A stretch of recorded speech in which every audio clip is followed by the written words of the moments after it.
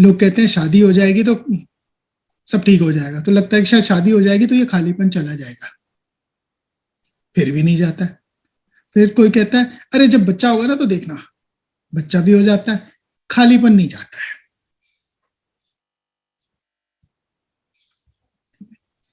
यही खालीपन जो है, अब मैं इसके बारे में लोगों को, ये अच्छा सवाल किया है तुमने शुभी, मैं सबको बताना चाहता हूं, सबसे पहली बात कि इस खालीपन को एक्सेप्ट कर लो, भागो नहीं, खालीपन है। देखो कोई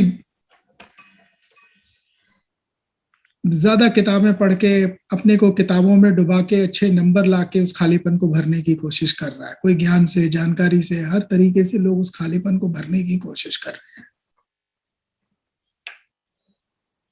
पर यह खालीपन किसी चीज से भरने वाला नहीं है, किसी भी दुनियावी चीज से भरने वाला नहीं है। और इसको भरने की कोशिश करना ही बेकार है, आप भटकते रहोगे जब तक इस खालीपन को भरने की कोशिश कर रहे हो।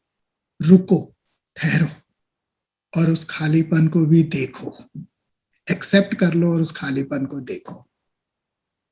मैंने इसीलिए कहा कि मुझे अगर कुछ एक्सरसाइज देनी है, किसी को होमवर्क देना है, तो मैं सिर्फ ये कहूंगा कि ऑब्जर्वेशन करो। खालीपन को भी भगाने का जो जुगाड़ है वो है ऑब्जर्वेशन। खालीपन को भी ऑब्जर्व करो, उस खालीपन से कंफर्टेबल हो जाओ, उसको एक्सेप्ट कर लो अपनी लाइफ में पहले तो, है भाई। और भैया एक हवस भी कहते हैं, एक सेकंड सपना, वो जो खालीपन है ना, वही हवस भी है, चाहे वो पैसों की हवस बन जाए तो, वो किसी और चीज की हवस बन जाए तो, वही खालीपन हवस को जन्म देती है। और उस खालीपन को एक्सेप्ट कर लो, समझ लो, तो आपकी हवस चली जाएगी। हाँ जी सपना, सॉरी, अब आप बोले। भैया लाइफ में क्योंकि एक मनुष्य के रूप में आए हैं, हाँ, वो एक्सपीरियंसेस की चाहत इतनी स्ट्रांग है, इतनी मतलब वो डिजायर्स की, और वो that energy is so strong. हम उसको कैसे कंट्रोल में लाए, हम उससे कैसे ऊपर उठ जाए? सपना, वो उसी का जवाब दे रहा हूं मैं, उसको कंट्रोल में नहीं लाए प्लीज। शरीर है तो चाहते होंगी, ठीक है, शरीर है तो उसको खाना भी चाहिए, उसको पानी भी चाहिए, और शरीर की बाकी जरूरतें भी हैं। शरीर तो मांगेगा ही, शरीर तो तड़पेगा ही, भूखे आदमी के पेट में मरोड़े उठेंगे। मुझे कोई साधु संत बता दो जो कि खाना ही नहीं खाता हो, हाँ रह लेगा 10 दिन भूखा, 15 दिन भूखा, 20 दिन भूखा, लेकिन खाना तो फिर भी पड़ेगा ही। और खाने से क्या वैर और खाने से क्या दुश्मनी, आत्मा भी शरीर के अंदर रह रही है, तो शरीर से हमें कोई दुश्मनी करने की जरूरत ही नहीं है, और शरीर की चाहतों से लड़ने की भी जरूरत नहीं है। भाई शरीर है, चाहेगा, लड़का है तो उसको लड़की चाहिए शादी के लिए, लड़की है तो लड़का चाहिए उसको, ये शरीर की चाहत है, होएगी, भूख भी लगेगी, और एक बार नहीं, दिन में 3 बार लगेगी, 4 बार लगेगी, कम से कम 2 बार तो लगती ही है, और उसमें कोई बुराई नहीं। अगर आप घर दिन में 4 बार खाना खा रहे हो, और कोई ऋषि महर्षि को या कोई साधु सन्यासी दिन में 1 बार खाना खाता है, तो वो कोई आपसे बहुत आगे नहीं हो गया, ठीक है, ये तो शरीर की जरूरत है, होएगी। तो फिर इंसान के रूप में आए हैं तो गाड़ी चाहिए, बंगला चाहिए, जो जो मतलब हम देखते हैं वो सब चाहिए, तो फिर इससे ऊपर कैसे उठ जाए? नहीं, सपना मेरी बात को समझने की कोशिश करें। सब लोग मोक्ष के, निर्वाण के चाहने वाले नहीं होंगे, और गाड़ी की, मकान की चाहतों को मैं गलत भी नहीं कह रहा हूं।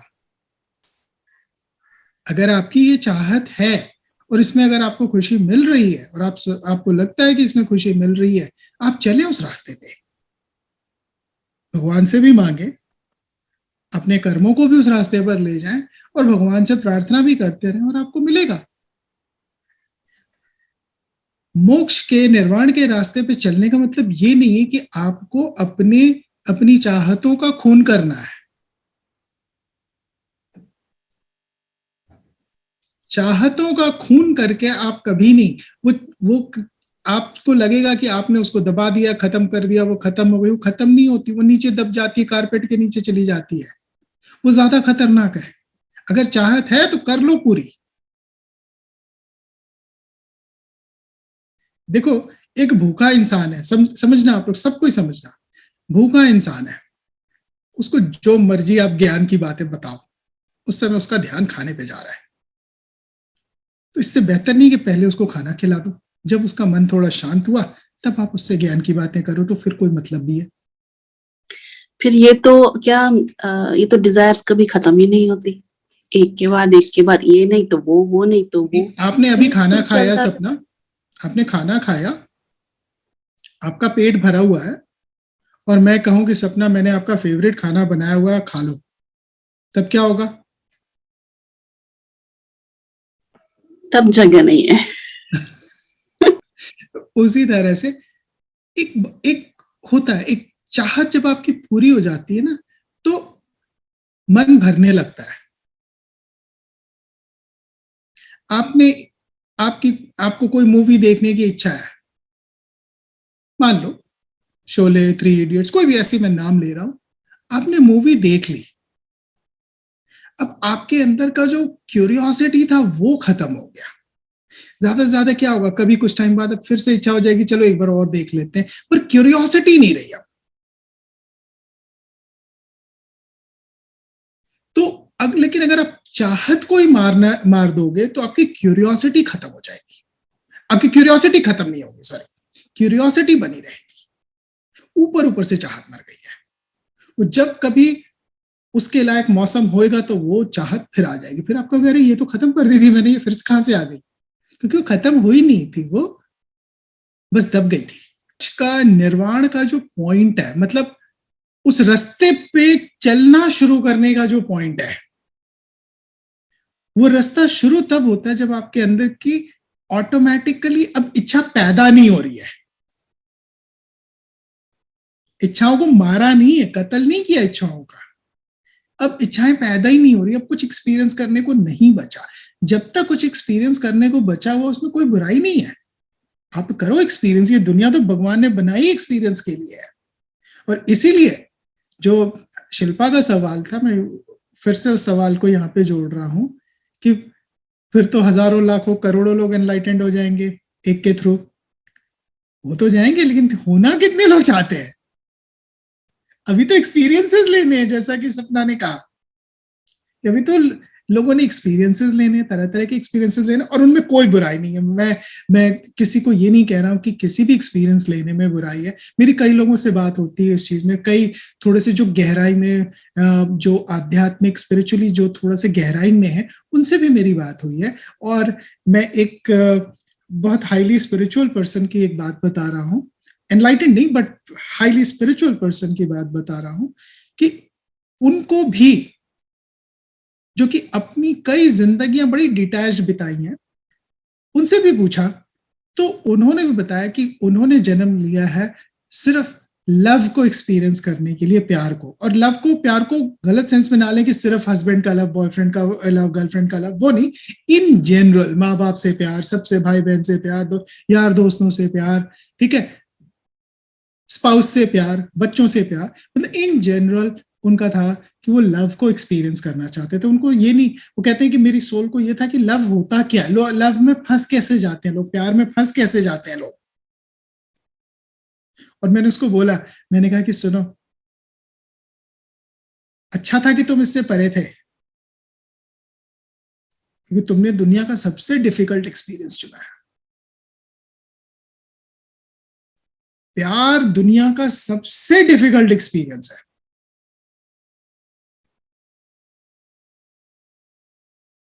क्यों?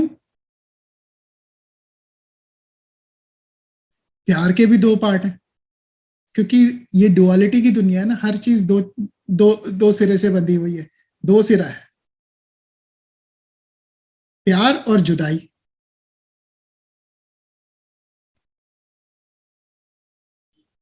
किसी की भी लाइफ देख लो, कृष्ण की लाइफ देख लो, राधा से कभी शादी नहीं हुई,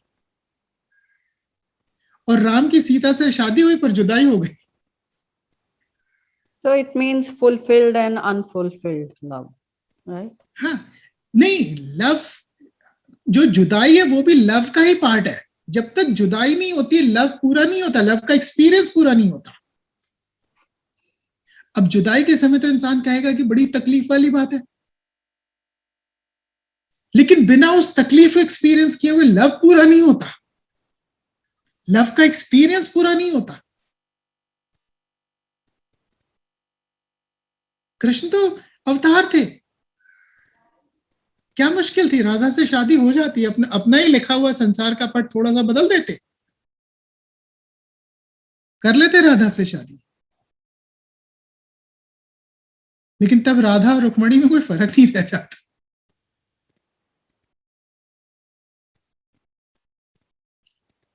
रुक्मणी का नाम तो कभी नहीं लिया जाता कृष्ण के साथ, नाम तो राधा का ही आता है।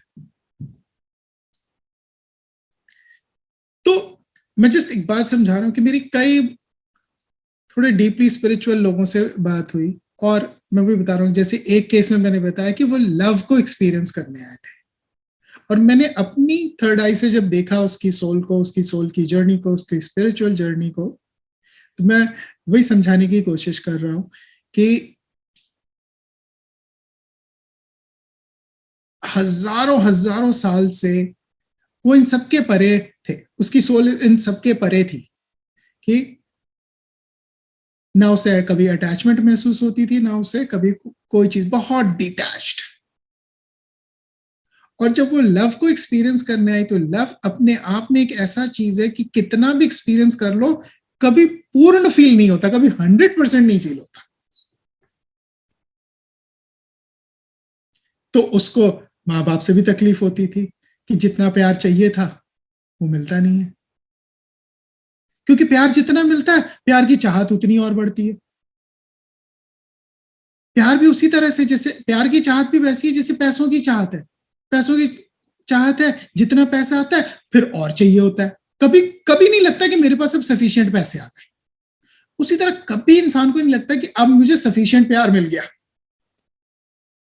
जितना भी मिलेगा फिर उससे और ज्यादा की चाहत होगी।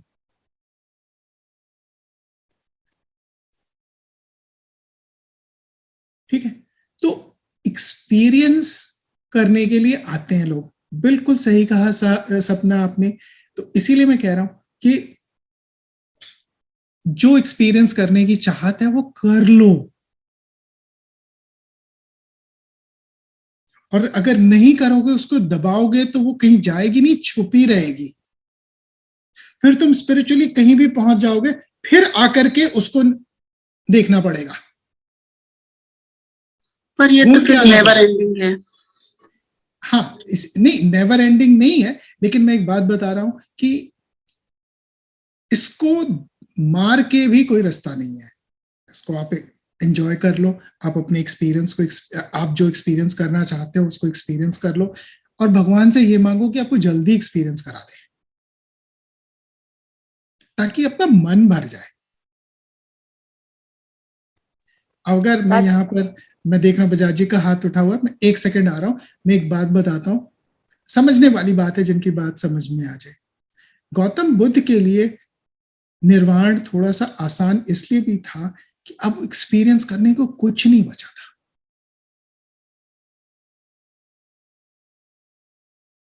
वो इस मकाम पर पहुंच गए थे।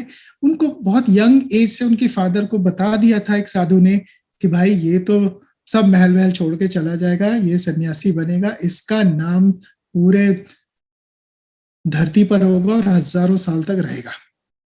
और फादर यही नहीं चाहते थे कि वो घर छोड़ के जाए और सन्यासी बने, वो तो चाहते थे मेरे बाद राजा वो बने। ठीक है, तो सिद्धार्थ, जो कि बुद्ध का नाम था, सिद्धार्थ को सन्यासी ना बने तो उसको बेस्ट चीजें उपलब्ध कराई हुई थी। टीनेज से ही पूरे राज्य की सुंदरतम लड़कियां उसके महल में।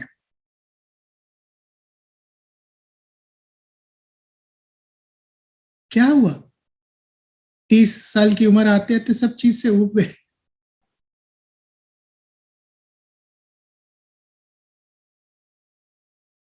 सुन रहे हो सपना? ये मत समझो कि सबको उस लाइन पे जाना है और वो प्रिंस, प्रिंसेस, किंग, क्वीन बनना है तभी आपकी इच्छाएं पूरी होंगी। कबीर के पास तो कुछ भी नहीं था, सड़क पे पैदा हुए थे, ठीक है, वो भी पहुंच जाते हैं।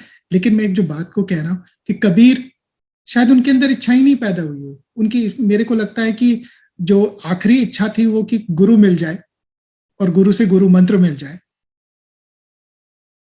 और वो उनको गुरु मिल गया और गुरु के पहले ही शब्द थे राम राम। जब गुरु का पैर लगा उनको और उन्होंने उसी को गुरु मंत्र मान के पकड़ लिया और बैठ गए और राम राम जाप करते रहे और राम को प्राप्त कर लिया। तो मैं ये समझाने की कोशिश कर रहा हूं, इच्छाओं को मारना इज नॉट द सॉल्यूशन। जब आपके अंदर इच्छाएं पैदा होनी बंद हो जाए। लोगों को हमारा ये चैनल पसंद आ रहा है तो प्लीज कमेंट करके हमें बताएं।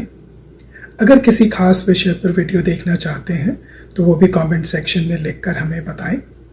हमारा उद्देश्य सनातन धर्म की परंपराओं, सनातन धर्म के रीति रिवाज, सनातन धर्म की गहराइयों को समझना और समझाना है। हमारे इस उद्देश्य में आप भी हमारी मदद कर सकते हैं, हमारे वीडियोस को लाइक करके, हमारे चैनल को सब्सक्राइब करके और अपने परिवार और मित्रजनों में शेयर करके। धन्यवाद।